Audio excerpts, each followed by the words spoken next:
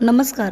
स्नेतिकाज recipe मराठीमध्ये तुम्हा सर्वांचे खूप खूप मनापासून स्वागत आहे. आज आपण पाहणार आहोत उन्हाळा विशेषमध्ये प्रत्येकाच्या घरोघरी बनणारा सर्वांच्याच आवडीचा पदार्थ, तो म्हणजे आमरसपुरी. अतिशय साध्या आणि सोप्या पद्धतीने रेसिपी सांगितलेली आहे, त्यामुळे व्हिडिओ शेवटपर्यंत नक्की पहा. व्हिडिओ आवडल्यास एक लाईक नक्की करा. चला तर मग रेसिपीला सुरुवात करूया. सर्वप्रथम आपण या ठिकाणी आमरस बनवून घेणार आहोत. त्यासाठी आंबे जे आहेत ते अगोदर आपल्याला पाण्यामध्ये थोड्या वेळासाठी भिजत ठेवायचे आहेत आणि नंतर ते आंबे जे आहेत ते स्वच्छ असे धुवून घ्यायचे आहेत, कारण त्यावरची जे पावडर वगैरे असते ते पूर्णपणे निघून जाते. म्हणून साधारणतः एक 20 मिनिट झालं मी आंबे जे आहेत ते पाण्यामध्ये भिजत ठेवलेले आहेत. त्यानंतर ते आंबे आपण या ठिकाणी स्वच्छ असे धुवून घेणार आहोत. व्हिडिओमध्ये दाखवलेल्या पद्धतीने सर्व आंबे जे आहेत ते छान असे आपल्याला चोळून धुवून घ्यायचे आहेत. आता आपण आमरस बनवून घेऊया. त्यासाठी मी या ठिकाणी एक छोटंसं पातेलं घेतलेलं आहे, त्यामध्ये आपण आमरस बनवून घेणार आहोत. आपल्याला सुरुवातीला आंब्याचा जो देठाचा भाग आहे तो कट करून घ्यायचा आहे. त्यानंतर आपल्याला व्यवस्थित असा आंबा कट करून घ्यायचा आहे. व्हिडिओमध्ये दाखवलेल्या पद्धतीने आंबा आपल्याला छान असा एकदम फोडीच्या आकारामध्ये बारीक असा कट करून घ्यायचा आहे. त्यामुळे आपल्याला त्यातील गर जो आहे तो व्यवस्थित असा काढता येतो. या ठिकाणी अशा पद्धतीने मी पूर्ण आंबा कट करून घेतलेला आहे. त्यानंतर आपल्याला चम्मचच्या किंवा चाकूच्या साहाय्याने त्यातील गर जो आहे तो काढून घ्यायचा आहे पूर्णपणे. आणि अशाच पद्धतीने मी या ठिकाणी सर्व आंबे जे आहेत ते कट करून घेतलेले आहेत. तिन्ही आंबे मी या ठिकाणी कट करून घेतलेले आहेत. आपल्याला 3 आंब्याचा रस बनवायचा आहे. आता आपण या ठिकाणी मिक्सर जारमध्ये आमरस बनवणार आहोत. त्यासाठी मी या ठिकाणी मिक्सर जार घेतलेला आहे. आपण कट करून घेतलेला जो आंब्याचा गर आहे तो पूर्णपणे आपल्याला मिक्सर जारमध्ये टाकून घ्यायचा आहे. तुम्हाला जर हवं असेल तर तुम्ही या ठिकाणी मोठ्या मिक्सरच्या भांड्यामध्ये सुद्धा आमरस बनवू शकता. मी या ठिकाणी बारीक भांड्याचाच वापर केलेला आहे, कारण मी या ठिकाणी फक्त 3च आंब्याचा रस बनवत आहे.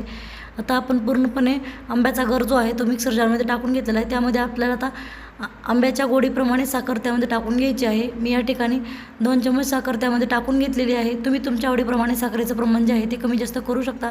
त्यामध्ये आता आपल्याला या ठिकाणी 4 ते 5 बर्फाचे तुकडे टाकून घ्यायचे आहेत. आता आपण त्यामध्ये अगदी थोडंसं दूध टाकून घेणार आहोत. मी या ठिकाणी दूध अगोदरच गरम करून थंड करून घेतलेलं आहे. तोच दूध आपण या ठिकाणी वापरलेला आहे. अगदी थोडंसं दूध आपण त्यामध्ये टाकून घेतलेलं आहे. आता आपण या ठिकाणी एकदम छान असा आमरस तयार करून घेणार आहोत. आता तुम्ही तुमच्या आवडीप्रमाणे दाटसर किंवा पातळ आमरस बनवू शकता. मी या ठिकाणी घट्टसर असाच आमरस बनवून घेतलेला आहे. तुम्ही या ठिकाणी पाहू शकता आमरसला किती एकदम छान असा परफेक्ट कलर आलेला आहे. सर्व आमरस अशा पद्धतीने तयार करून घेतलेला आहे. अशा पद्धतीने एकदम परफेक्ट असा आमरस आपला तयार झालेला आहे. आता हा आमरस आपण थोड्या वेळासाठी फ्रीजमध्ये ठेवून देऊया, म्हणजे एकदम थंड असा आमरस जो आहे तो पुरीसोबत खाण्यासाठी खूप मस्त असा लागतो. त्यामुळे आता आपण हा आमरस फ्रीजमध्ये ठेवून देऊया.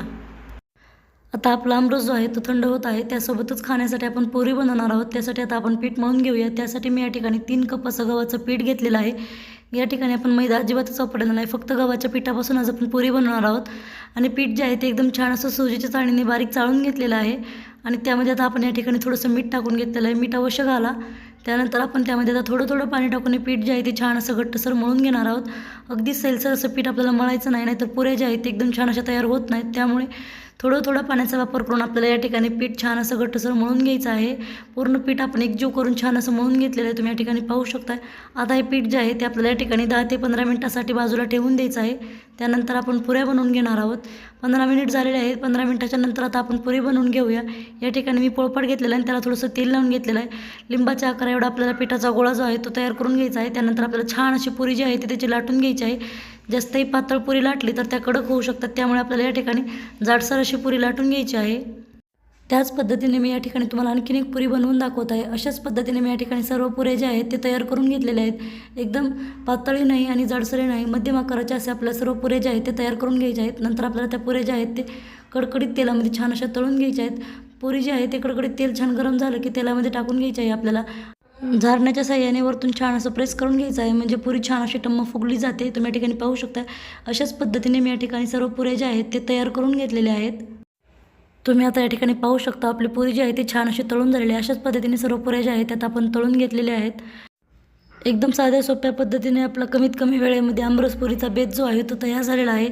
त्यामुळे ह्या उन्हाळ्यामध्ये तुम्ही अशा पद्धतीने आमरसपुरीचा बेत एक वेळेस नक्की ट्राय करून पहा.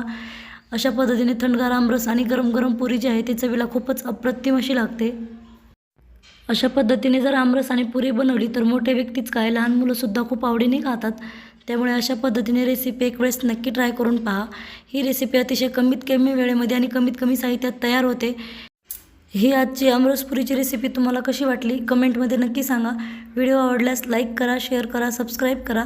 पूर्ण व्हिडिओ पाहिल्याबद्दल धन्यवाद. चला तर मग पुन्हा भेटूया अशाच एका छानशा साध्या आणि सोप्या रेसिपीमध्ये.